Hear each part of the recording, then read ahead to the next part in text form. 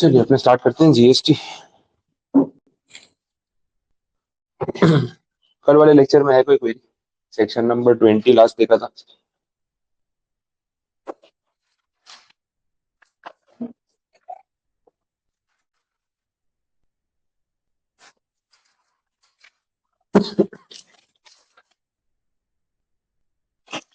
एक rule number 40 और 44 हमने कंप्लीट किया। सेक्शन 18 तो हो ही गया था साथ में। सेक्शन नंबर 20 पे बात कर रहे थे, 21 पे बात कर रहे थे आईएसडी ऑफिस। आईएसडी ऑफिस का जो बेसिक था वो हमने डिस्कस किया related to input services. ISD का काम सिर्फ सर्विस वाले केस में ही रहेगा, अदरवाइज नहीं। मेजर आइडिया ये था कि जो इनवॉइसिंग हो रहा है वो इनवॉइसिंग प्रॉपर होना चाहिए। मतलब मुझे अगर आईटी से क्लेम करना है तो इनवॉइसिंग जो है वो मेरे नाम का बिल बनेगा, मैं पेमेंट करूंगा तभी मुझे आईटी से मिलेगा। तो प्रॉब्लम ये आती है कि जब मेरी बहुत सारी ब्रांचेज है और अलग अलग इनपुट सर्विस प्रोवाइडर से मैं सर्विसेज दे रहा हूँ, तो इनवॉइस बनाते टाइम वो कंफ्यूज होते हैं कौन सी ब्रांच के एड्रेस का बिल बना है। एक पर्टिकुलर ब्रांच का अगर बिल बनाया तो टेक्निकली सारा आईटीसी सिर्फ वही ब्रांच को मिल सकता है, बाकी ब्रांचेस क्या करेंगे? अब सर्विस सबने अवेल की है, माल सबने बेचा होगा, सर्विस सबने प्रोवाइड की होगी, लेकिन फिर आईटीसी अगर एक ही को देंगे तो उसमें पूरा कैलकुलेशन बिगड़ने वाला है। या तो कुछ ना कुछ कैरी फॉरवर्ड होता रहेगा, कुछ लैप्स हो जाएगा, बाकी लोगों को ज्यादा कैश पे करना पड़ेगा, तो ये प्रॉब्लम आएगी। इसका एक सॉल्यूशन निकाला कि यार एक ऑफिस जो हमारा है, कोई भी एक ऑफिस जो एग्जिस्टिंग ऑफिस है उनमें से ही एक, जरूरी नहीं कि नया ऑफिस फिजिकली सेटअप करना है। आपकी कोई भी एग्जिस्टिंग ब्रांच को आप आईएसडी ऑफिस का टैग दे दो। करना कुछ नहीं, पोर्टल पे जाओ, लॉग इन करो और उस एड्रेस के साथ आईएसडी ऑफिस का एक ऑप्शन होगा, उसको एनेबल कर दो, तो आपका वो office input service distributor office बन जाएगा। उस ऑफिस के थ्रू हम क्या कर सकते हैं? चालान के थ्रू आईटीसी पास ऑन कर सकते हैं। तो सूरत वाला अपना यहाँ का ऑफिस अगर आईएसडी ऑफिस है तो सारे बिल इस एड्रेस के ही बनेंगे। जो भी थर्ड पार्टी बिल बनाएगी, जो हमारे सप्लायर्स बिल बनवाएंगे, सब इधर का बनाएंगे। यहाँ से हम चालान के थ्रू अपनी ब्रांचेस को क्रेडिट पास ऑन कर सकते हैं और वो ब्रांचेस अपना अपना क्रेडिट क्लेम कर सकते हैं। रिटर्न फाइलिंग का सबका हेडेक तो अपना अपना इंडिविजुअल है। आईएसडी ऑफिस का काम है आया हुआ इनपुट टैक्स प्रॉपर रेशियो में बांट के सबको पास ऑन कर देना, भाई अपना अपना देख लेना। अब ये रेशियो क्या होगा वो हमने कल डिस्कस किया। एक ऑप्शन क्या था, पिछले साल का टर्नओवर, फाइनेंशियल ईयर का एनुअल टर्नओवर सारी ब्रांचेस का, वो रेशियो में आईटीसी बांट दो। अगर कोई ब्रांच उस साल थी नहीं और इसी साल स्टार्ट हुई है तो सेकंड बेस्ट ऑप्शन क्या है? करंट फाइनेंशियल ईयर का लेटेस्ट क्वार्टर जो कंप्लीट हुआ है, वही Q1 Q2 जो अपना फिक्स था, तो वो आपको ले लेना और उसके बेस पे अपने क्रेडिट डिस्ट्रीब्यूट कर सकते हैं। इतनी बात हुई थी। कहीं एक्सेस क्रेडिट क्लेम किया किसी ने तो डिमांड रिकवरी वाला पॉइंट आएगा, और वो सेक्शन 21 में उन्होंने प्रिस्क्राइब किया था। ये सब पॉइंट्स हमने देखे। अब आज जो टॉपिक है वो इसके पहले वाला है, that is section number 19।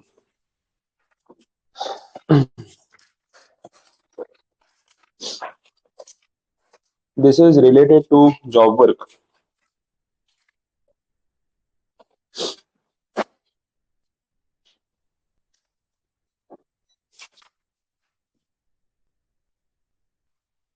Section number है 19 और साथ में 143, दो सेक्शन है और बात मेजरली हो रही है जॉब वर्क की। अब ये जो कंडीशन है, जॉब वर्क एग्जैक्टली है क्या? मीनिंग बेसिक अगर इसका एक बार रिकॉल कर लें तो जॉब वर्क का मतलब ये है कि मैं सिर्फ सर्विस प्रोवाइड कर रहा हूँ, मैं कोई गुड्स सप्लाई नहीं कर रहा हूँ। गुड्स आप ही लेके आए, आपके लाए हुए गुड्स के ऊपर मैंने जो प्रोसेस आपने बोला मैंने करके दे दिया, और मैं सिर्फ प्रोसेसिंग का चार्ज ले रहा हूँ। जैसे अपने यहाँ टेक्सटाइल में बड़ा कॉमन है जॉब वर्क वाला काम। अब डाइंग मिल है, प्रिंटिंग मिल है, तो भाई मेरा मेरा प्रिंटिंग का काम है, डिजिटल प्रिंटिंग हो सकता है या फिर अदरवाइज हो सकता है। तो मैंने बोला प्रिंटिंग की सर्विस हम प्रोवाइड करते हैं, लेकिन जो कपड़ा है वो हम नहीं बेचते। कपड़ा आप लेके आ जाओ प्लेन, उसको डाई करना है, उसको प्रिंट करना है, उसको डिजाइनिंग करना है, वो करके दे देंगे।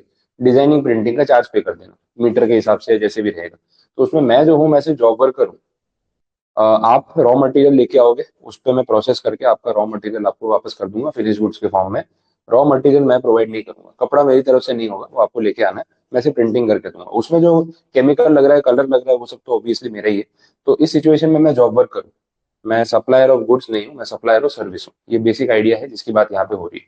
अब जॉब वर्क वाले सिनारियो में दो पार्टीज इन्वॉल्व है, उनके नाम समझ लो किस तरीके से। जो कपड़ा लेके आया ना कि बोले भाई प्रिंटिंग करके दे दो, उसको बोलते हैं प्रिंसिपल मैन्युफैक्चरर। ठीक है। और जो दूसरी पार्टी है जो उसको प्रिंटिंग करके दे रही है, उसको बोलेंगे जॉब वर्कर। ये दो चीजें हैं। अब यहाँ पे एक्चुअली उन गुड्स का मालिक तो प्रिंसिपल मैन्युफैक्चरर है। आप आए मेरे पास, हमारा गारमेंट्स का बिजनेस है, रेडीमेड गारमेंट्स और ये सब चीजें हम एक्सपोर्ट करते हैं, सेल करते हैं। तो कपड़ा हमारे पास है, हमने खुद बनाया या खरीद लिया, लेकिन उस पर प्रिंटिंग आप करके दे दो, डिजाइन बता देंगे। मैंने बोला ठीक है, मैं प्रिंटिंग करके दे दूंगा। तो पूरा कपड़ा आप लेके आए, जो मीटर्स में होगा, पूरा रोल होगा, आपने प्रिंटिंग करवा लिया मुझसे, पूरा वापस लेके गए, फिर उसका कटिंग हुआ, उसके गारमेंट्स बने, उसको पैक किया, उसको बेचा, वो सब आपका काम वैसा है। तो आपका जो पूरा प्रोडक्शन प्रोसेस है, उस प्रोडक्शन प्रोसेस का एक काम आपने मुझसे करवाया, दैट इज प्रिंटिंग पार्ट। बाकी का सारा आपने खुद किया या किसी और से करवाया। तो इस सिचुएशन में प्रिंसिपल मैन्युफैक्चरर आप हो, मैं आपके टोटल प्रोसेस का एक हिस्सा आपको करके दे रहा हूँ, तो मैं जॉब वर्कर हूँ। फाइनल आउटपुट जो बनेगा उसको बेचने का काम तो आप ही का है। तो मेरा रोल यहाँ पे क्या है, आपसे कपड़ा लिया, प्रिंट किया, आपको वापस कर दिया। बट इस प्रोसेस में दो चीजें हुई है, दो बार सप्लाई हुआ है। अपन ने देखा था आगे सेक्शन 7 में, principal to agent, agent to principal, that is supply. फिर शेड्यूल 1, 2, 3 वाला था, उसमें भी शेड्यूल 2 में था, किसी को कोई प्रोसेस करके देना, that is supply of service, वो बात भी हुई थी। तो जब आप वो कपड़ा लाके मुझे दोगे, तो that is supply, from principal to agent. फिर मैं उस पर प्रोसेस करूंगा, वो कपड़ा आपको वापस कर दूंगा प्रिंट करके, वापस agent to principal, again supply. अब पॉइंट ये है कि अगर ये सप्लाई में आता है, तो इसके ऊपर फिर जीएसटी भी तो एक्सचेंज होना चाहिए, और दो बार जीएसटी एक्सचेंज होगा। जब आप मुझे वो कपड़ा ला के दोगे, एक ट्रांजेक्शन हुआ, इसमें एक बार जीएसटी एक्सचेंज होगा, फिर मैं कपड़ा वापस करूंगा, वापस से ट्रांजेक्शन हुआ, फिर से जीएसटी एक्सचेंज होगा। तो दो दो बार जीएसटी पे करो, दो दो बार जीएसटी का क्रेडिट लो। देखो अल्टीमेटली हम दोनों को क्रेडिट तो मिल ही जाएगा, बिकॉज हम दोनों में से कोई भी एंड यूजर नहीं। आप वो गारमेंट बना के आगे बेचोगे तो आपका भी जीएसटी वापस आ जाएगा, मैंने आपको बेचा है तो मेरा भी आईटीसी क्लेम हो जाएगा। तो अल्टीमेटली अपनी पॉकेट से नेट जीएसटी जाने वाला नहीं है। बट बात वो नहीं है कि नेट जीएसटी नहीं जाने वाला, बाकी प्रॉब्लम भी है। एक प्रॉब्लम क्या है, ये दो दो बार इन्वॉइसिंग, कलेक्शन, सेटलमेंट, अननेसेसरी। दूसरा ये हो गया कि मेरी वर्किंग कैपिटल ब्लॉक हो जाती है। जीएसटी बीच में जो चेन में जो होता है, सप्लाई चेन में, उसको जीएसटी भरने में प्रॉब्लम क्या है, उसका तो पैसा वापस आ ही जाने वाला है, लेकिन तब तक के लिए तो ब्लॉक रहेगा ना। आज मैं 18% एक्स्ट्रा पे करूं, फिर वो कब बनेगा, कब बिकेगा, कब वापस आएगा, कब सेटलमेंट होगा, उतने महीने वो पैसा मेरा ब्लॉक पड़ा रहेगा। तो वो प्रॉब्लम है वर्किंग कैपिटल का, कि भाई बिजनेस चलाने के लिए जो फंड चाहिए होते हैं, उसकी रिक्वायरमेंट बढ़ जाती है। अब वो फंड्स मैं लाऊंगा कहाँ से, बैंक से बोरो करूंगा, तो मेरा इंटरेस्ट कॉस्ट बढ़ जाएगा। तो जो जीएसटी अल्टीमेटली मेरे ऊपर आने ही नहीं वाला है, मैं वो अननेसेसरीली अभी टेम्पररी पे कर रहा हूँ, और मेरा वर्किंग कैपिटल ब्लॉक हो रहा है, उसमें मेरा ओवरड्राफ्ट का, कैश क्रेडिट लिमिट का, लोन का इंटरेस्ट लग रहा है, तो मैं क्यों बेर करूँ। तो ये प्रॉब्लम आया। अच्छा, जब ये सेक्शन लेके आए 2017 में, तो इन्होंने जॉब वर्क के ऊपर जीएसटी लगा दिया। और अपना टेक्सटाइल में जॉब वर्क होता है, अपने सूरत में टेक्सटाइल में जॉब वर्क का काम बड़ा कॉमन है, उसके ऊपर जीएसटी लगा दिया। तो काफी हंगामा हो गया, तो बोले, यार ये क्या कर दिया तुम लोगों ने। तो पहले तो क्या किया, सीधा 18% जीएसटी सर्विस, ठीक है। अब 18, अब जिनको अपने सूरत में टेक्सटाइल वालों को टैक्स भरने की आदत ही नहीं है, ना इनकम टैक्स, ना इनडायरेक्ट टैक्स, एक्साइज ड्यूटी कभी लगाने नहीं दी, जीएसटी आया तो एकदम से लगा दिया। इनकम टैक्स भरते नहीं है, सारा काम कैश में चलता है। छोटी सी चिट्ठी पे ना करोड़ों रुपए के ट्रांजेक्शन हो जाते हैं, कहीं भी ऑन अकाउंट कुछ दिखता ही नहीं है। तो जिसको आदत ही नहीं है टैक्स पे करने की, बिल बनाने की, चीजें संभालने की, उसको सीधा बोलो 18% जीएसटी लगेगा, तो वो तो पागल ही हो जाएगा। तो कितना प्रोटेस्ट हुआ था जीएसटी के टाइम पे। तो वैसे चलो यहाँ सब गवर्नमेंट के सपोर्टर होंगे, लेकिन टेक्सटाइल वाले तो पूरा रिंग रोड तो सड़क पे आ गया था। जितने लोग मार्केट में बैठते हैं ना, उससे ज्यादा रोड पे बैठे थे। पूरा रोड ब्लॉक कर दिया था, कम से कम 1 लाख से ज्यादा लोग बैठे थे रिंग रोड पे, अपने फ्लाईओवर के आजू बाजू। पूरा ब्लॉक कर दिया था प्रोटेस्ट में, कि भाई ये नहीं चलेगा। अब यार इतना पेपर वर्क कराओगे तो काम कब करेंगे। अब गवर्नमेंट का तरीका बहुत एक्सक्लूसिव है, आप अगर ऑब्जर्व करोगे तो समझ आएगा। ये लोग क्या करते हैं ना, बार्गेनिंग चलती है इनडायरेक्टली। उनको लगाना होगा ना 5% जीएसटी, तो सीधा एक बार के लिए 18% जीएसटी ऐसे फेंक के मारते हैं आपको। तो इतनी जोर से लगती है, बोले 18% जीएसटी। और देखो ह्यूमन माइंड का यूज करते हैं, अगर उनको डायरेक्टली 5% ही लगाना था, और उन्होंने 5% ही लगा दिया, तो पब्लिक क्या बोलेगी, इसको वापस लो, नहीं चाहिए, हम नहीं भरेंगे। समझ आ रहा है। अब 5% से पीछे जाना मतलब जीरो ही होने वाला है। अब उनको लगाना था 5, लेकिन सीधा पहले 18 लगा दिया। अब 18 लगा दिया तो पब्लिक डर गई। फिर क्या होता है, नेगोशिएशन, बोले सर लगाना है तो लगा लो, थोड़ा कम कर दो। अच्छा चलो ठीक है, सोचते हैं, एक काम करो, 5% तो भरोगे, 18 के सामने 5 तो थोड़ा बहुत तो भर सकते हो। फिर आपका माइंड भी एडजस्ट हो जाता है, बोले यार 18% कहाँ, चल 5% दे देंगे, चलेगा। समझ आए। तो लगाना 5 ही था, तो पहले 18% से डराया आपको, फिर एकदम से रेट कम करके 5% पे अग्री हो गए, प्रोटेस्ट करवाया फालतू का बोला। बाद में बोला कि नहीं चलो 18 नहीं 5% कर देंगे। लेकिन उसमें भी ये पंगा तो रहेगा, अमाउंट एक्सचेंज करने का बार बार।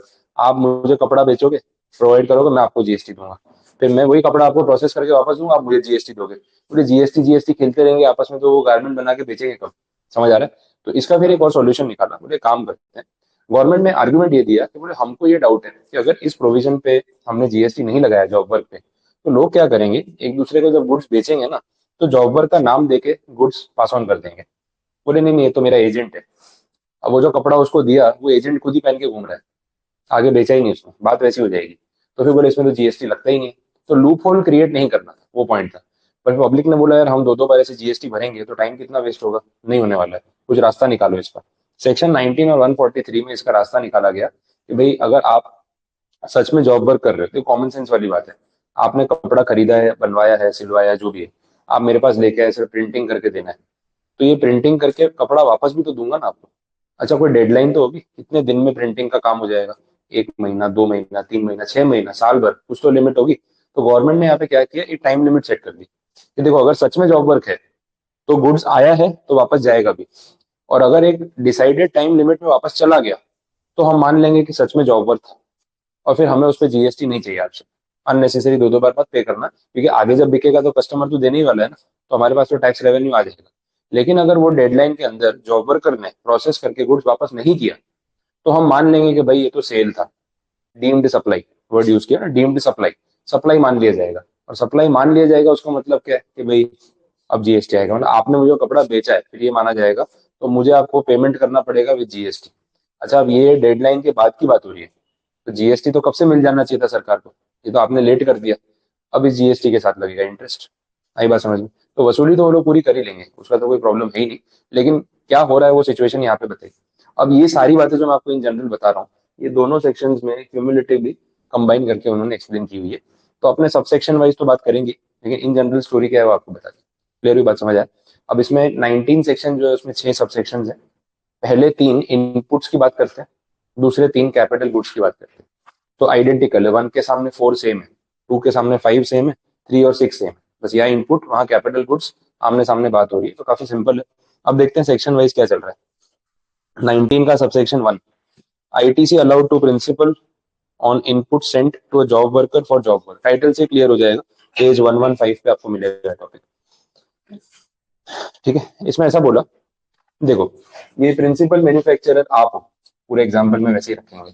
आपने गुड्स मुझे भेजे और मैं इसके ऊपर आपको जॉब वर्क करके गुड्स वापस रिटर्न कर दूंगा। तो ये जो भी गुड्स है, जो कपड़े की बात हो रही थी, वो कपड़ा हो सकता है आपने कहीं से खरीदा होगा और मुझे पास ऑन किया होगा। जरूरी नहीं आप मैन्युफैक्चरर हो, आप ट्रेडर भी हो सकते हो कि भाई गारमेंट का डिजाइनिंग, कटिंग, पैकिंग हम करते हैं, लेकिन जो ग्रे कपड़ा होता है बेसिक वो हम खुद नहीं छापते। तो प्रिंसिपल मैन्युफैक्चरर भी ना किसी सप्लायर से जो है वो रॉ मटेरियल लेके आया और फिर उसने मुझे पास ऑन कर दिया, ये सिचुएशन है। अब पॉइंट ये है कि जो भी ये गुड्स खरीदे गए from the supplier to the principal manufacturer, and then ये पास ऑन हुए to the job worker for a process, तो वो गुड्स पे आईटीसी किसको मिलेगा, जॉब वर्कर को मिलेगा या प्रिंसिपल मैन्युफैक्चरर को, ये क्वेश्चन। ये वाला जो ट्रांजेक्शन हुआ ये वाला, इसमें एक इनवॉइस बना होगा, इसको ही मिलना चाहिए। ठीक है, देखो गुड्स खरीदा सप्लायर से इसी ने और आगे पास ऑन कर दिया, ये तो एजेंट है, खाली प्रोसेस करके दे रहा है। वो गुड्स का मालिक कौन है, प्रिंसिपल मैन्युफैक्चरर। तो क्योंकि इसने यहाँ से परचेज किया है, इसने पीछे जीएसटी भरा है, उन गुड्स के ऊपर आईटीसी भी इसी को मिलेगा। आ रही बात समझ में, क्लियर? तो ये सबसेक्शन 1 में क्लैरिफाई किया। अब अंदर की लैंग्वेज अगर आप पढ़ोगे, अंदर की लैंग्वेज अगर आप पढ़ोगे तो उसमें सेम पॉइंट बोला है भी नहीं कुछ ज्यादा, देख लो। The principal shall subject to such conditions and restrictions as may be prescribe, मतलब रूल्स में अगर कुछ बोला हो तो be allowed ITC on inputs sent to a job worker for job work. Simple clear कर दिया कि जॉब वर्कर को जो भी सामान प्रिंसिपल मैन्युफैक्चरर भेजता है, अगर प्रिंसिपल मैन्युफैक्चरर ने पीछे उसके ऊपर कुछ भी इनपुट टैक्स भरा है परचेजेस पे, तो उसका आईटीसी उसी को मिलना चाहिए, क्योंकि आइडियली गुड्स का मालिक वो है। तो आप कपड़ा कहाँ से खरीद के लाए वो आपका हेडेक है, आपने पीछे क्या जीएसटी भरा है वो आपको पता है, आईटीसी आप ही क्लेम करोगे, मैं तो सिर्फ प्रोसेस करके दे रहा हूँ, ये वैसी बात है।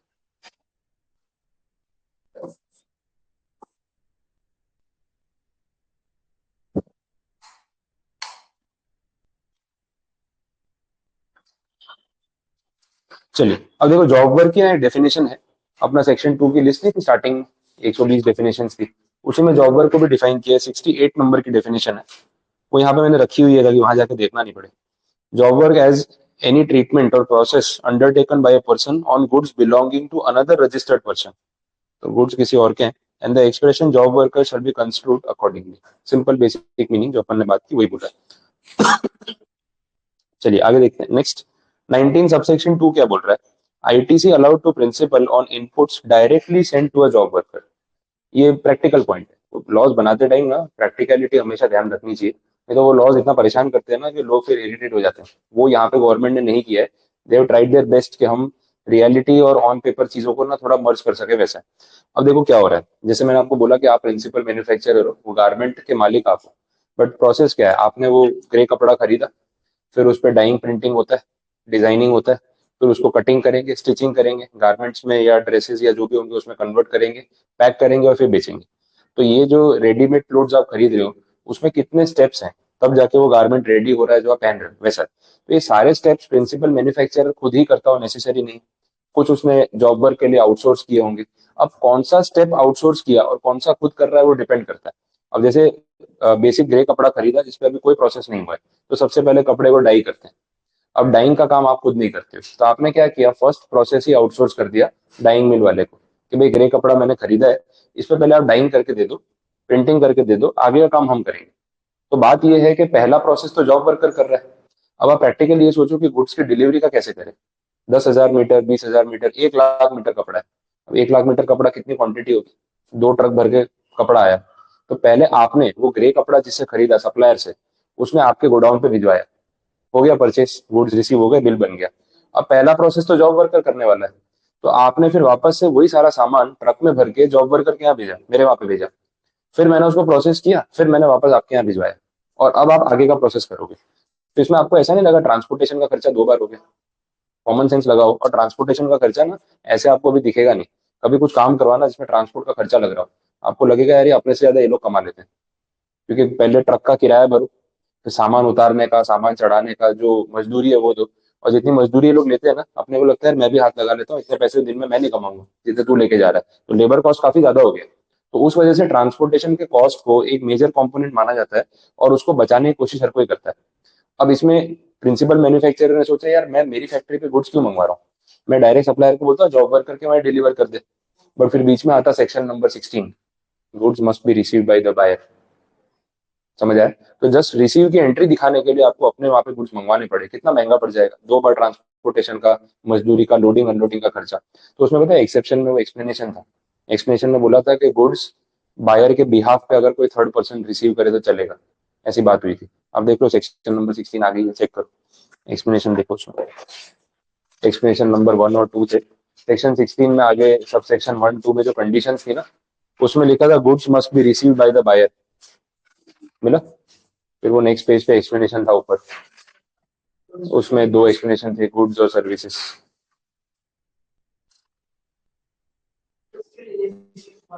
हाँ, गुड्स की डिलीवरी इंपॉर्टेंट है, रिसीव आपके बिहाफ पे कोई भी कर सकता है।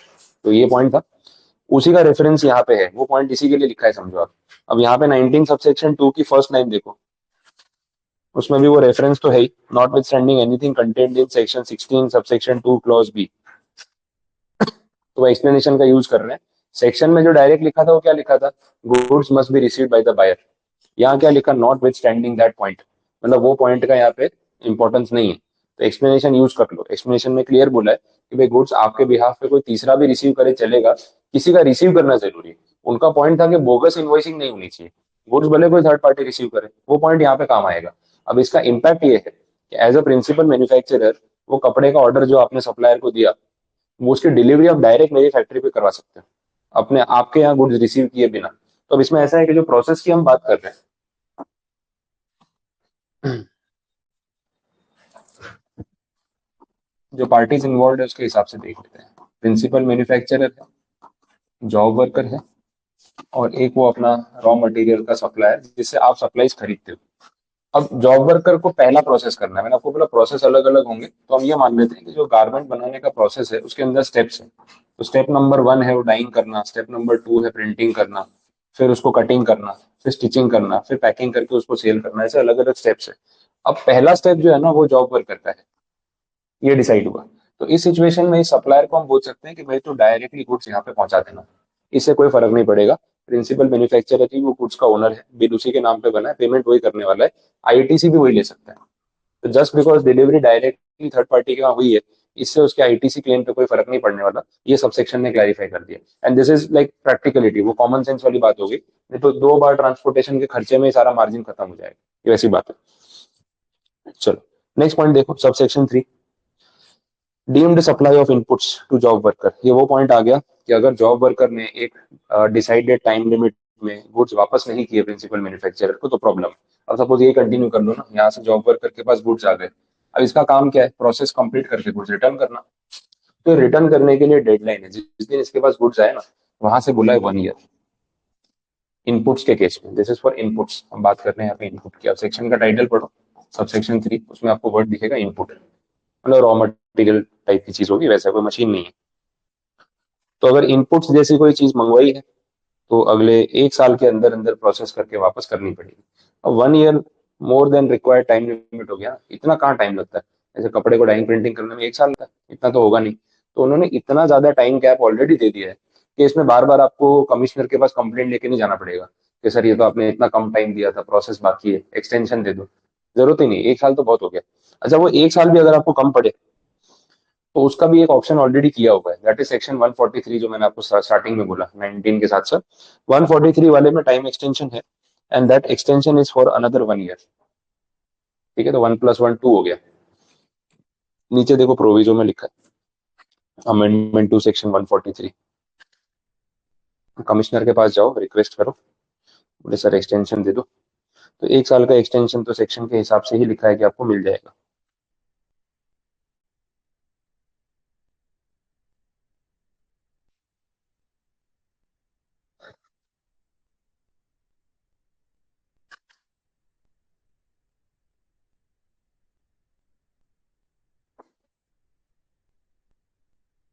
बोलो समझ आया? तो ये टाइम लिमिट ध्यान रखनी पड़ेगी, 1+1, साइड पे लिख के रख लेना, 1+1 तो अपने अभी याद रहेगा। एक्सटेंशन 143 के हिसाब से है, वो रेफरेंस भी आ गया। अब ये 3 सब सेक्शन आपके जो कंप्लीट हुए, इनमें सब में टाइटल में इनपुट्स बोला हुआ था स्पेसिफिक, कहीं पे और कोई टर्म यूज नहीं किया है, तो ध्यान रखने वाली बात है। रीजन भी, सब सेक्शन 4 से अब इनपुट्स के बदले आ जाएगा कैपिटल गुड्स। अब दोनों में डिफरेंस क्या है वो आपको पता है।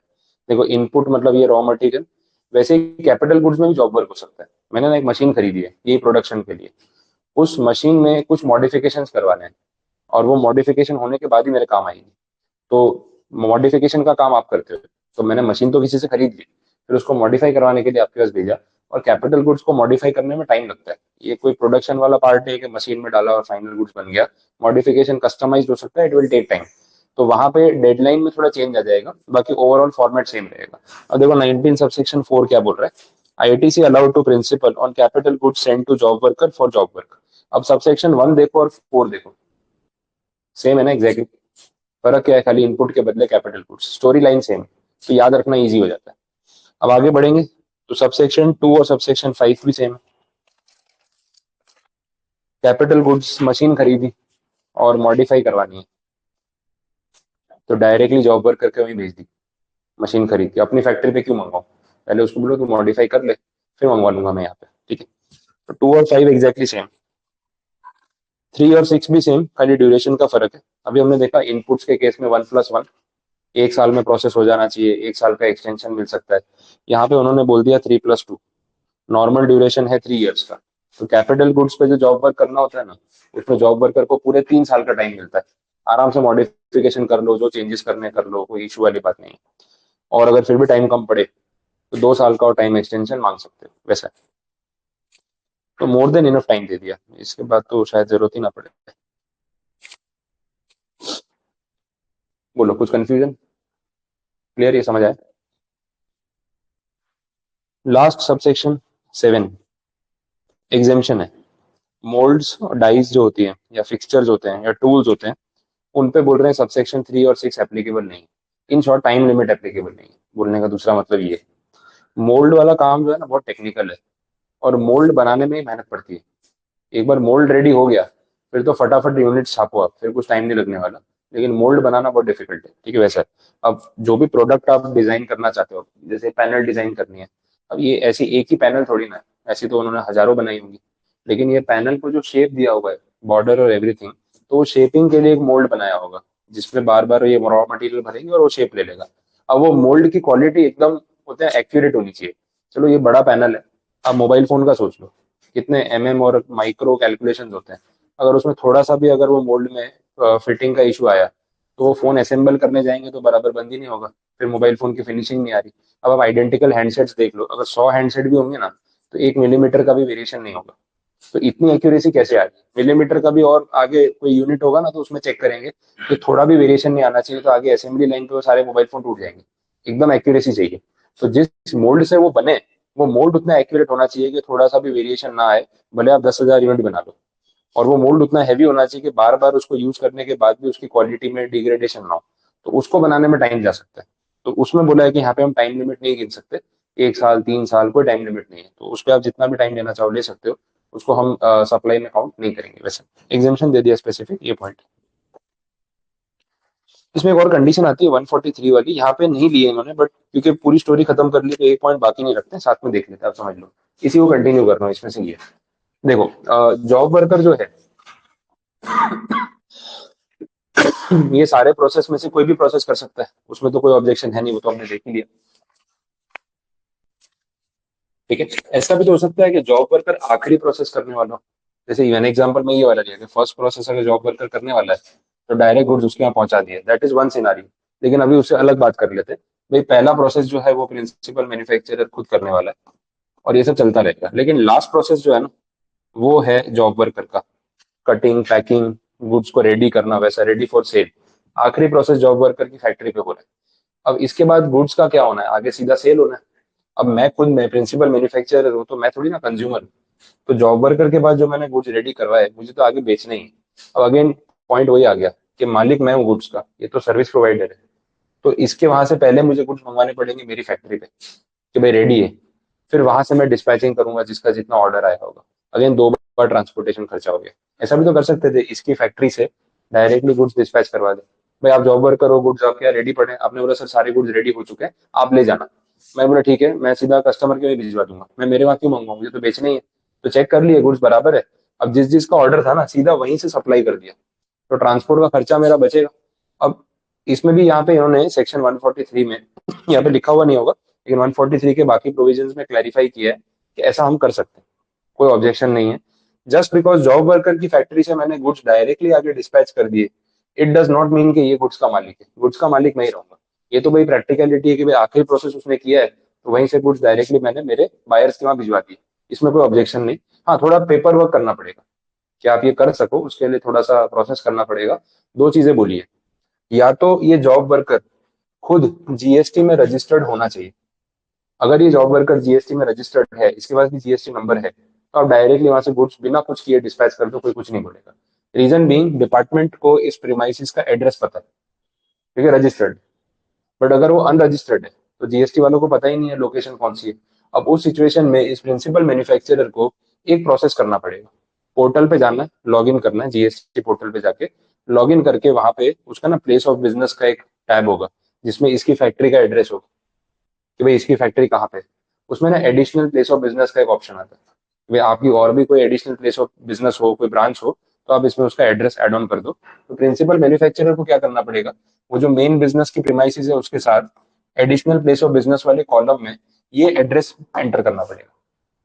उसको बताना पड़ेगा कि भाई ये मेरा जॉब वर्कर है, इसकी प्रीमाइसिस और यहीं से मैंने गुड्स डिस्पैच कर दिए, और इसका एड्रेस मैंने पोर्टल पे मेरे आईडी में अपडेट कर दिया, चलेगा।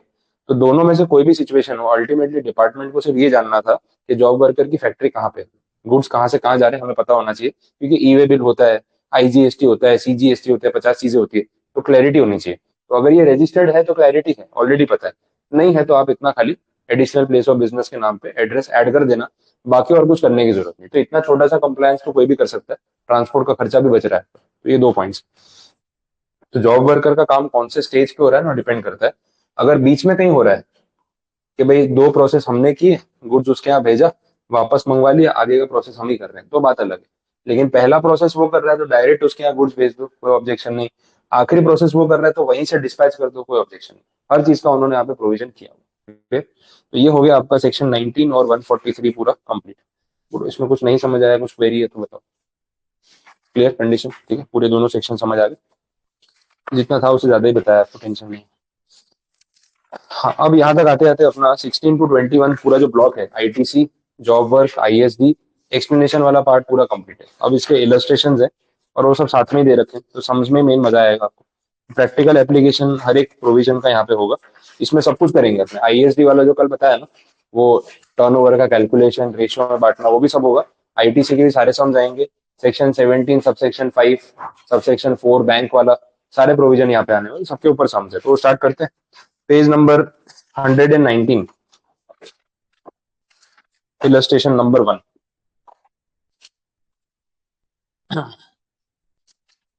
टाइटल देख लो, मांगा क्या है उन्होंने। From the following information determine the amount of ITC admissible to the assessee in respect of various inputs purchase during the given month. तो आपने इस सितंबर 2020 लिखा है, उस मंथ में जो भी आपने परचेजेस किए उसमें आपने जीएसटी भरा है। अब वो जीएसटी में से कौन से जीएसटी का आईटीसी मिलेगा, कौन से का नहीं मिलेगा, वो क्लैरिफाई किया हुआ है वैसा है। अब ट्रांजैक्शन देखना है, जीएसटी का अमाउंट देखना है, और ये डिसाइड करना है कि इसका आईटीसी मिलेगा या नहीं। अगर नहीं मिलेगा तो क्या रीजन है, रीजनिंग देना मेन है। आप सिर्फ अमाउंट लिख के टोटल मार के आ जाओगे ना, तो 50% मार्क्स भी नहीं देते वो लोग, 5 में 2 ही देते हैं।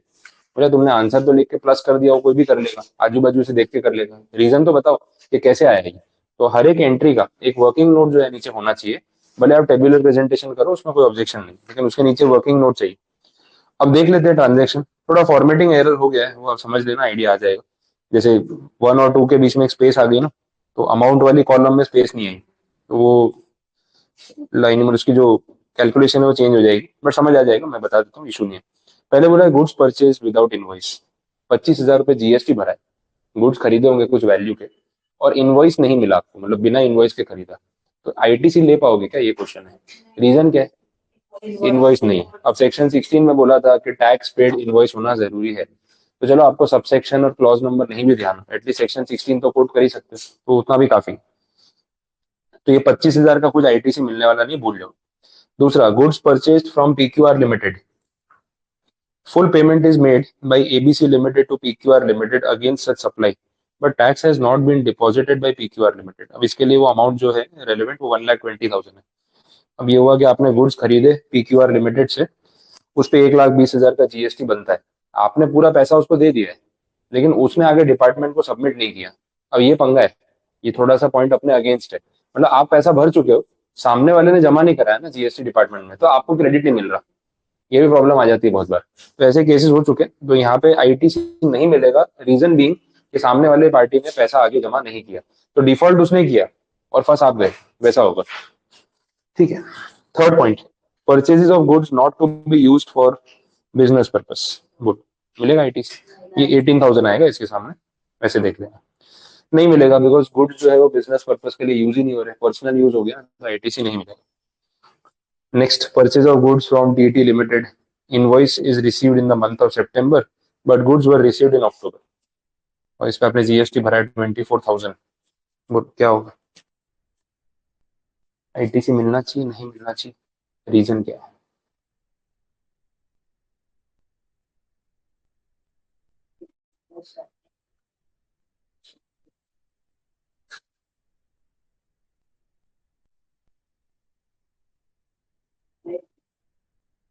मिलेगा कि नहीं मिलेगा,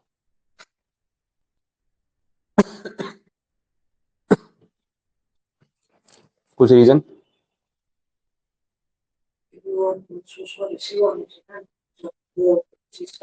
सितंबर में गुड्स रिसीव हुए नहीं, इनवॉइस बन गया, लेकिन गुड्स अक्टूबर में रिसीव हुए। तो फिर अक्टूबर मंथ का जब रिटर्न भरेगा नवंबर में, तब आईटीसी क्लेम करने को मिलेगा। सितंबर मंथ के रिटर्न में आईटीसी क्लेम करने को नहीं मिलेगा। ठीक है, ये रीजन, गुड्स का रिसीव होना नेसेसरी।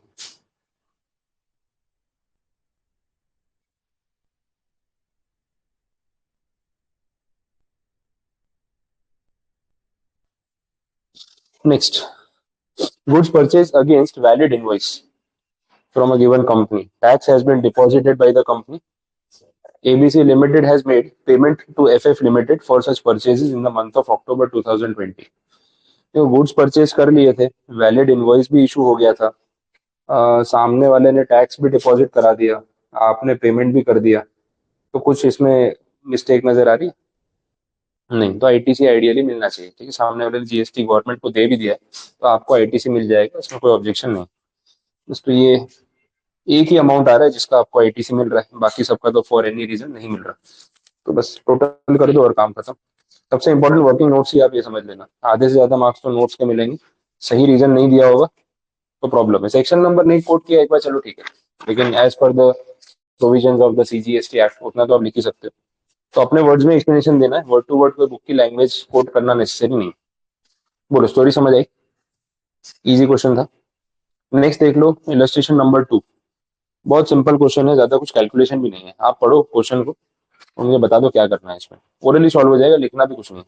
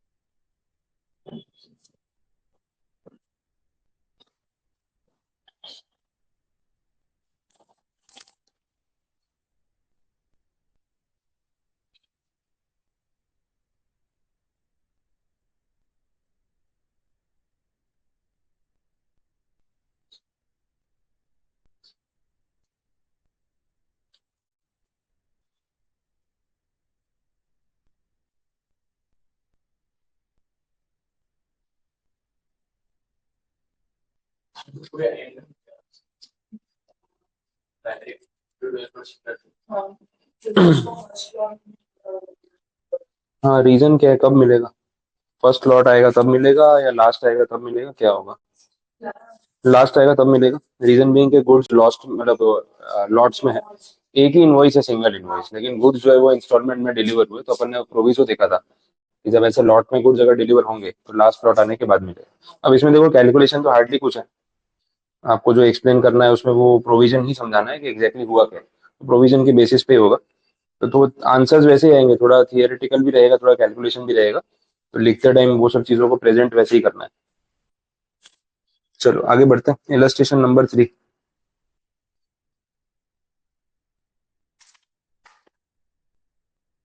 अच्छा ये लॉस वाली चीज में जीएसटी तो सप्लायर को भरना होता है, तो इसी को अप्रूव करना होगा। वहां से इसी हो रहे हो तो वो तो पेमेंट वाले टर्म्स तो अलग ही है, वो इनवॉइस पे पेमेंट कब करना है वो उनका डिसाइडेड होगा, पहले देना है बाद में देना है।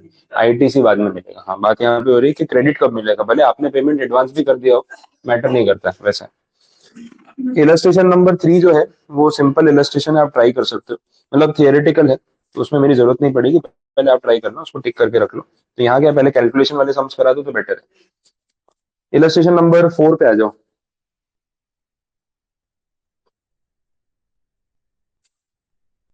इसमें कैपिटल गुड्स का कुछ मैटर है, ये भी दिख रहा है।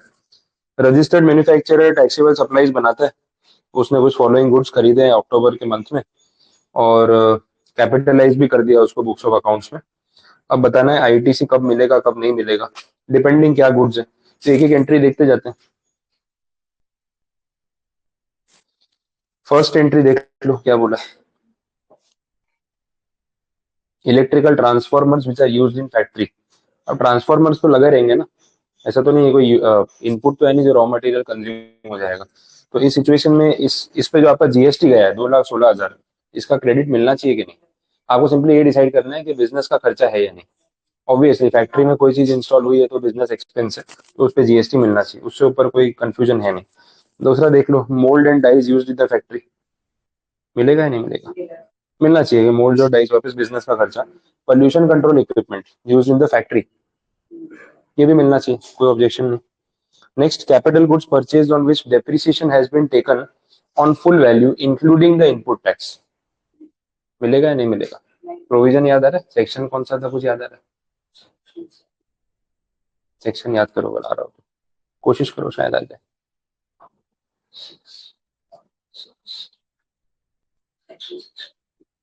हाँ 16 में सबसेक्शन कौन सा था? ठीक है, सबसेक्शन नंबर 3, 16 सबसेक्शन 3, उसमें बोला था कैपिटल गुड्स पे जो आप जीएसटी भरते हो उसके दो ट्रीटमेंट हो सकते हैं, या तो उस जीएसटी कंपोनेंट को कैपिटलाइज करके उस पर डेप्री क्लेम कर लो, अदरवाइज आईटीसी, दोनों नहीं कर सकते। ठीक है, ये वही पॉइंट है। यहाँ पे बोला कि आपने जीएसटी पोर्शन को डेप्रिसिएशन के लिए कंसिडर कर लिया, तो फिर यहाँ मत क्लेम करना आईटीसी में। ठीक है, तो वो रीजन है।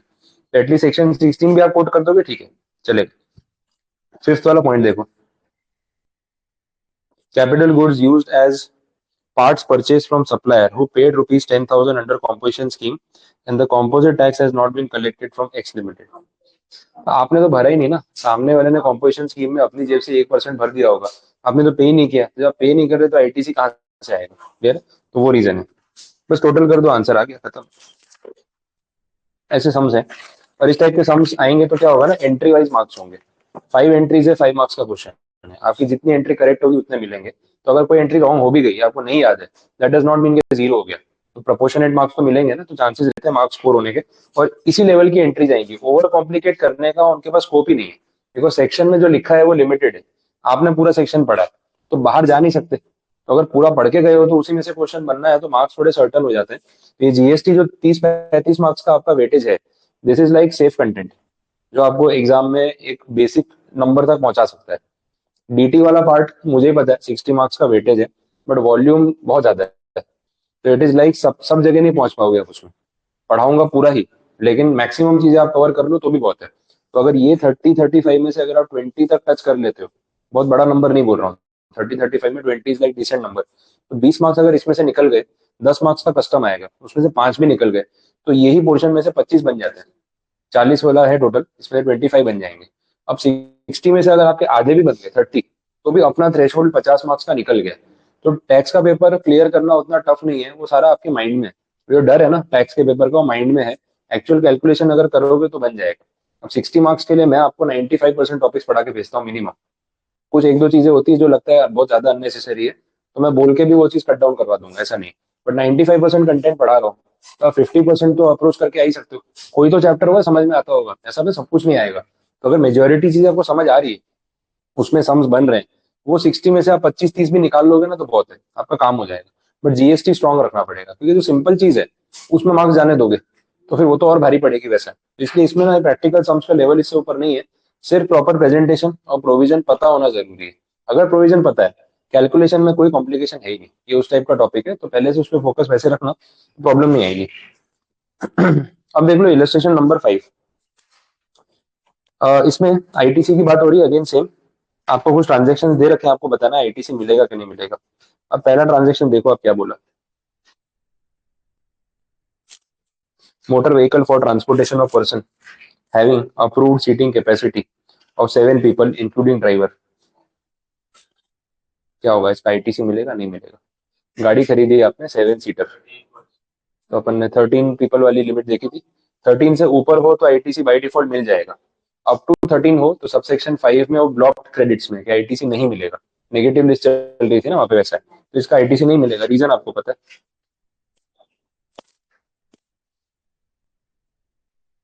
और second entry, motor bus for transportation of people having approved seating capacity of 14 people, हो गया 13 प्लस, मिल जाएगा। Motor lorries for transportation of goods, ये ट्रांसपोर्टेशन ऑफ गुड्स है, कमर्शियल है ना, वो पर्सन था ना, वो पर्सनल भी हो सकता था इसीलिए। Food and beverages procured from sweet caterers from being used in dealers meeting, food and beverages मिलेगा कि नहीं मिलेगा? रीजन? हाँ, बट फूड एंड बेवरेजेस को लेके कुछ रिस्ट्रिक्शन था ना स्पेसिफिक। आपने वो अगर एंट्री देखी उसमें लिखा था, फूड एंड बेवरेजेस जो है, केटरिंग जो है, आउटडोर केटरिंग, वो सब सेक्शन 5 में रिस्ट्रिक्शन है। वो बिजनेस पर्पज के लिए हो या प्राइवेट हो, उसमें आईटीसी नहीं मिलेगा, नेगेटिव लिस्ट में था, बिकॉज ऑफ दैट रीजन उस पर आईटीसी नहीं आएगा।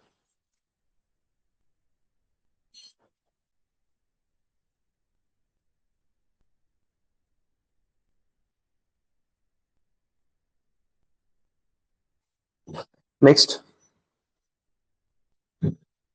Services of repair and maintenance of motor lorries use for transportation of goods.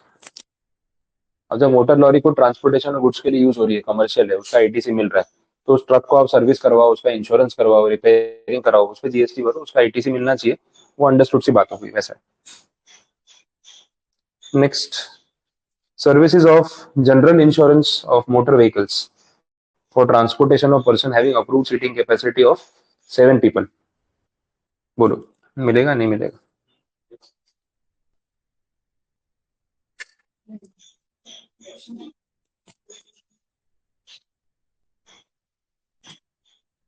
Amount इसका 18,000 वाला है, वो देख लेना, थोड़ा अलाइनमेंट का इशू। मोटर व्हीकल है, अप्रूव सीटिंग कैपेसिटी 7 पीपल है, लेस देन 13 है, तो वैसे आईटीसी तो नहीं मिलता। तो आईटीसी नहीं मिलेगा तो उसके जनरल इंश्योरेंस, उसकी सर्विसिंग, रिपेयरिंग, उस पर भी जो जीएसटी होता है उसका भी नहीं। कहाँ लिखा है? वो ट्रांसपोर्टेशन ऑफ पर्सन का मतलब कि ये गुड्स नहीं है, वो सेंस में नहीं बोल रहे कि एज अ टैक्सी या कैब नहीं बोल रहे। ट्रांसपोर्टेशन ऑफ पर्सन मतलब ये वो मोटर व्हीकल है जो लोगों के आने जाने के लिए यूज होता है, मतलब कार है वो डिफाइन कर रहे हैं, गुड्स के लिए ट्रक नहीं है, तो वो वैसे सेग्रीगेशन कर रहे हैं। अदरवाइज कुछ ना कुछ हिंट होता कि भाई हम एज अ कैब इसको यूज कर रहे हैं, पर वैसा नहीं बोल रहा है। नेक्स्ट, सर्विस और servicing of motor vehicles for transportation of person having approved seating capacity of 14 people including driver. इसमें तो मिलेगा क्योंकि ऊपर इसके ऊपर मिल ही रहा था। बस टोटल कर लो तो मालूम पड़ जाएगा टोटल आईटीसी कितना मिलेगा। एंट्री वाइज तो आपने बता ही दिया, फिर लास्ट में प्लस करके दिखा देने का, तो काम खत्म। बोलो, कोई कंफ्यूजन यहाँ तक समझ आ रहा है? तो इजी क्वेश्चन है। अब जो सेम टाइप के वो मैं आपको दे रहा हूँ, फिर उस पर टाइम वेस्ट नहीं करते अभी। इलस्ट्रेशन नंबर 6 आपसे बन जाएगा, ऐसी एंट्रीज ही। और सेक्शन का रेफरेंस मिल ही जाएगा, थोड़ा थियरी रिवाइज करोगे तो मिल जाएगा कि क्या रीजन हो सकता है।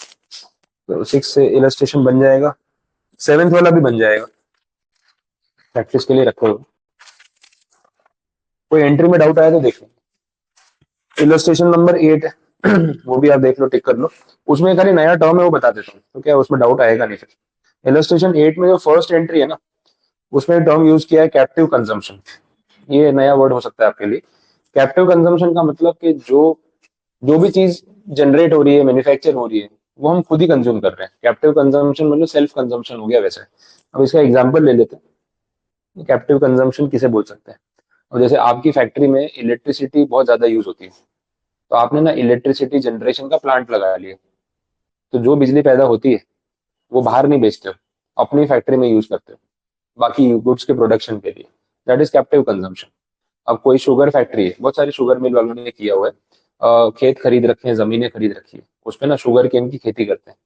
जितना शुगर केन का प्रोड्यूस होता है वो सारा अपनी फैक्ट्री में लेके जाते हैं, बाहर किसी को नहीं बेचते। बोले हमको शुगर बनाने के लिए शुगर केन चाहिए, तो हमने खुद ही वो बैकवर्ड इंटीग्रेशन कर लिया कि अपनी वो खेत है वही ले लिए, वही शुगर केन उगाते हैं, बाहर पब्लिक को बेचते नहीं। अब ये जितना भी ग्रो हो रहा है वो सारा कैप्टिव कंजम्पशन, क्योंकि बाहर कहीं पे सेल नहीं कर रहे, खुद ही कंज्यूम कर रहे हैं। तो ये वर्ड का मीनिंग ऐसा है। अब बाकी का इलस्ट्रेशन आप ट्राई कर सकते हो, उसमें जरूरत नहीं। इलस्ट्रेशन 9 भी वैसे ही थियोरेटिकल प्रोविजन के फॉर्म में पूछा है। ये अभी जो कार वाला, मोटर कार वाला देख रहे थे ना, वैसे ही पॉइंट है। अच्छा नहीं, सेम सम्स ट्राई करोगे आपको कॉन्फिडेंस भी आ जाएगा कि भाई सॉल्व हो रहे हैं। तो रिपीट वाले काफी सारे रखे हैं। 10th वाला भी वैसे ही, वो भी आप ट्राई कर सकते हो, सेम टाइप है। 10th है, 11th है, सब सेम टाइप के क्वेश्चन है।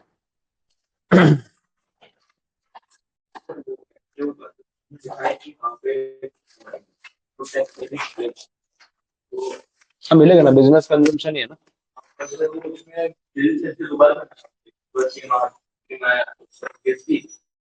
हाँ अगर ठीक है, अगर कंपनी अलग है आपकी, अभी जो इलेक्ट्रिसिटी जनरेशन का प्लांट डाला आपने, उसका अकाउंटिंग अलग हो रहा होगा, तो इलेक्ट्रिसिटी जनरेशन वाला बिल तो जनरेट करेगा ना कि भाई मैंने ये गुड्स या जो भी इलेक्ट्रिसिटी है वो सामने इस फैक्ट्री को बेची है। तो ऑन पेपर तो इन्वॉइसिंग होता ही, तो उसके बेसिस पे होगा। 10, 11, 12 ये सब हो जाएंगे, सेम टाइप के क्वेश्चन।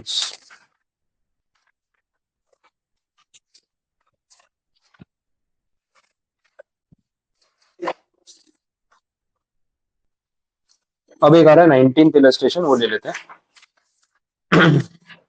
छोटा क्वेश्चन है, हो जाएगा। 19 इलस्ट्रेशन ना बैंकिंग कंपनी वालों के लिए है। Now this is with reference to 17 subsection 4। एक सेक्शन हमने देखा था 17 सबसेक्शन 4, थोड़ा रिकॉल करा देता हूँ। उसमें ये था कि अगर बैंक या एनबीएफसी है तो उनको ऑप्शन दिया था, या तो आप एक्यूरेट कैलकुलेशन करो कितना आउटपुट टैक्स कलेक्ट हुआ, सामने कितना इनपुट टैक्स भरा, कौन सी सर्विसेज एग्जेम्प्टेड है, कौन सी टैक्सेबल है, तो जितना बनता है उतना एटीसी दे दो। दूसरा ऑप्शन था कि अगर आपको टोटल कैलकुलेशन के चक्कर में नहीं पड़ना है तो सीधा सीधा एक साथ लमसम कैलकुलेशन कर लो, जितना इनपुट टैक्स पे किया उसका 50% आप क्लेम करो, 50% भूल जाओ। ठीक है ना, बैंक की आधी सर्विसेज टैक्सेबल नेचर की होती है, आधी एग्जाम्प्ट होती है, तो आइडियली उनको पूरा एटीसी मिलता नहीं है। तो बोला यार कहाँ एक्यूरेट कैलकुलेशन करोगे इतने सारे में, लमसम ले लो। 50% इनपुट टैक्स आप भूल जाओ, अज्यूमिंग दैट कि ये आपका एग्जाम सर्विसेज की तरफ अलोकेट हुआ होगा, बाकी का 50% क्लेम कर लो। तो 17 सबसेक्शन 4 इतना ऑप्शन आपको देता है। अब ये मैंडेटरी नहीं, आपकी चॉइस है आपको स्कीम में जाना है कि नहीं जाना है। अगर जाते हो तो पूरा फाइनेंशियल ईयर ये स्कीम फॉलो करनी पड़ती है। इन बिटवीन मंथली बेसिस पे इसको फ्लक्चुएट नहीं कर सकते।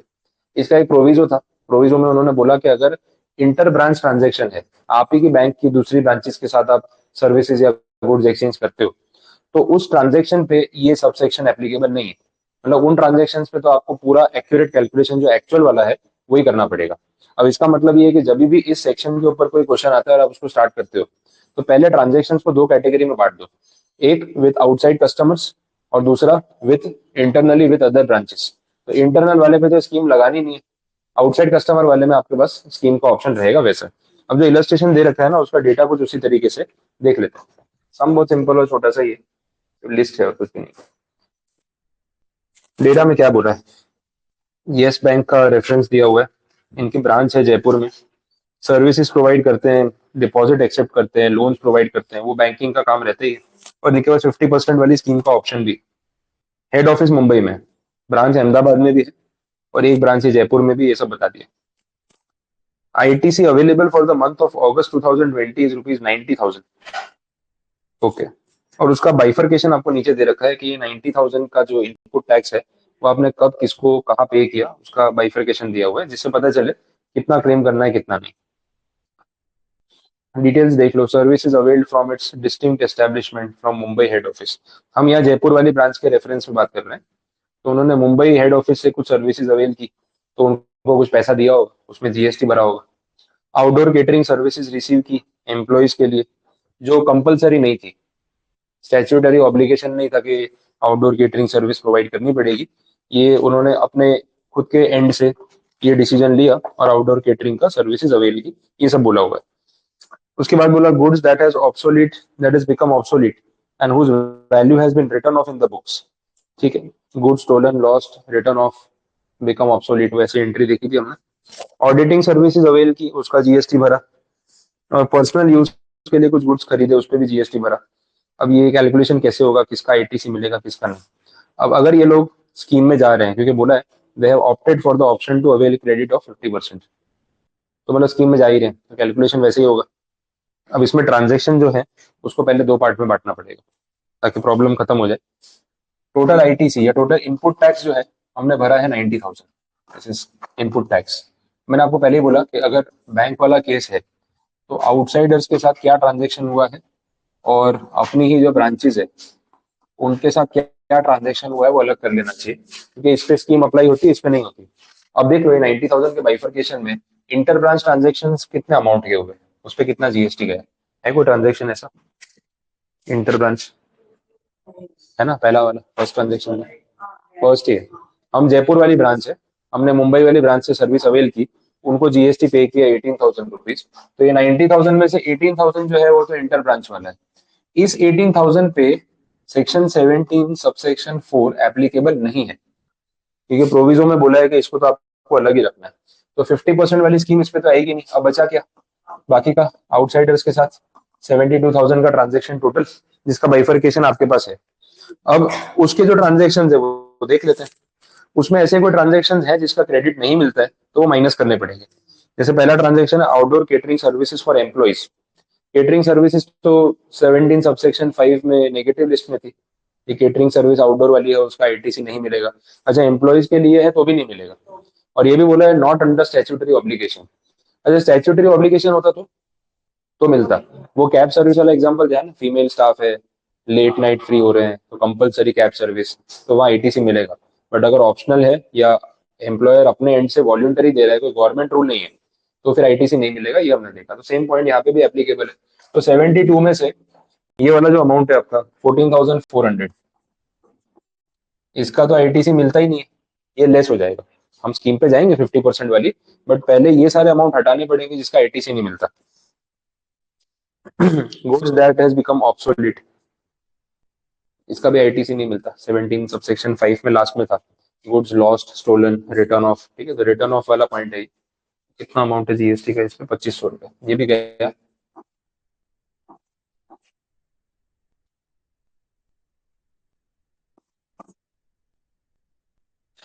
ठीक है, ये लेस कर दिया। उसके बाद ऑडिटिंग सर्विसेज। ऑडिटिंग सर्विसेज तो बिजनेस का ही खर्चा है, वो लेस नहीं होना चाहिए ना, वो तो आइडियली क्लेम होगा। उसके बाद goods which are use for personal use of employees, ये भी तो लेस हो जाएगा।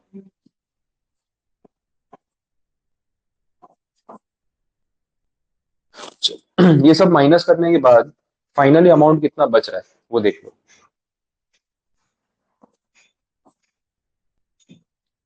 सब लेस कर दो इसमें 72,000 में से, उसके बाद कितना बच रहा है।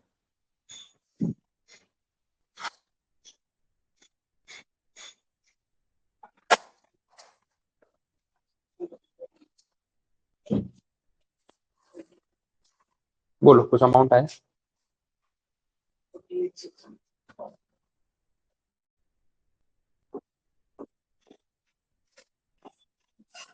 48,600, this amount is eligible for that scheme, 17 section 4 वाला, ठीक है।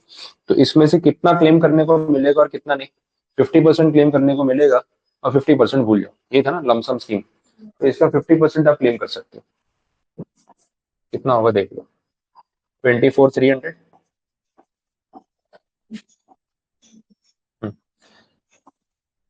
ये आप क्लेम कर सकते हो, 50% रेशियो लगा दिया। तो हमने ये किया, आउटसाइडर से जितने ट्रांजेक्शन हुए ना जीएसटी वाले, उसमें से पहले देखा कि इनएलिजिबल वाले कौन से हैं, क्योंकि वो तो एनीवे नहीं मिलते ना। ये 3 ट्रांजेक्शन आप कोई भी स्कीम में जाओ नहीं मिलते, क्योंकि इसका आईटीसी मिलता ही नहीं है। एलिजिबल वाला कितना है उसमें से वो देखना है, उसका 50% क्लेम करो, 50% भूल जाओ। तो ये 48,600 एलिजिबल, ये सारी चीजें एलिजिबल नहीं थी। इसका 50% आप क्लेम कर सकते हो, रिमेनिंग लैप्स हो जाएगा। तो टोटल आईटीसी जो इस ब्रांच को क्लेम करने को मिलेगा ना, उसमें दो दो आंसर आएंगे, एक तो ये अमाउंट आएगा और दूसरा ये वाला, दो आएंगे ना। तो टोटल आईटीसी, थोड़ा स्लो चल रहा है, टोटल आईटीसी जो क्लेम करने को मिलेगा उसमें दो अमाउंट्स है, 18,000, 24,300, दोनों को प्लस कर दो, जो आंसर आया वो आपका फाइनल आंसर है। कितना हो रहा है देखो,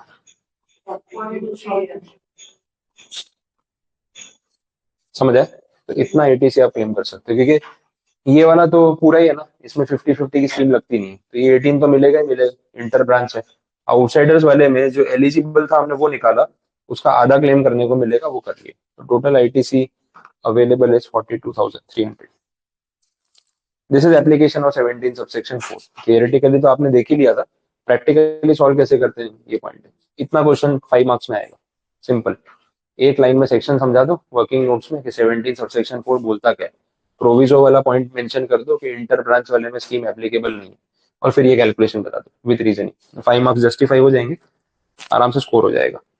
जीएसटी में आपको मिलेंगे 10 से 15 मार्क्स के तो मिनिमम प्रैक्टिकल सम्स मिल ही जाएंगे। जीएसटी जो है उसका 50% सम्स में निकल जाता है। तो ऐसे सम्स अगर 3 पूछ लिया ना, तो 15 मार्क्स के 3 क्वेश्चन है, नहीं नहीं करके 12-13 मार्क्स तो इसमें से आप निकाल ही सकते हो, अगर प्रॉपर प्रेजेंट कर दिया तो काफी अच्छे से मार्क्स स्कोर हो जाते हैं। टैक्स का पेपर थोड़ा संभाल के कैलकुलेट करना पड़ता है, तो इतना टफ नहीं है। तो यहाँ तक कंप्लीट है, बाकी इलस्ट्रेशन फिर आगे रिमेनिंग सेक्शंस के जो है वो अपने कल कंटिन्यू करते हैं। मैं ट्राई करूंगा कल के सेशन में कंप्लीट हो जाएंगे। कल इलस्ट्रेशन अपने लास्ट रहेंगे, तो कल वही टॉपिक पूरे सॉल्व करना है, तो ये पैकअप हो जाएगा।